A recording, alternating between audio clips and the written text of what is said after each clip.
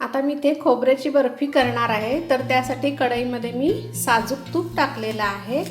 ते थोडंसं मेल्ट झालं की आपल्याला आता याच्यात खोवलेलं खोबरं घालायचं आहे.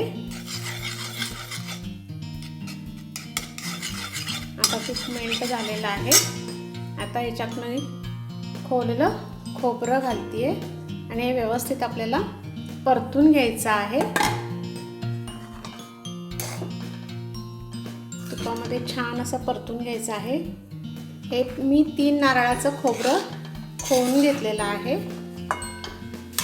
जेवढं खोबरं घातलं होतं त्याच्या निम्म मी आता हे साखर घेतलेली आहे. आता हे व्यवस्थित फिरवत राहायचं आहे. ह्याचा घट्ट गोळा होईपर्यंत आपल्याला हे फिरवत राहायचं आहे. आता छान इथे असं सगळं साखर याच्यामध्ये वितळलेली आहे आणि गोळाही छान तयार झालेला आहे.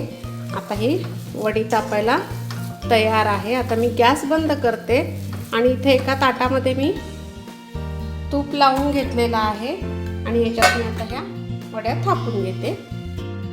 अशा पद्धतीने मी ताटामध्ये वड्या थापून त्या कट करून घेतलेल्या आहे. अशा पद्धतीने ह्या खोबऱ्याच्या वड्या तयार आहेत. मस्त अगदी डिलिशियस.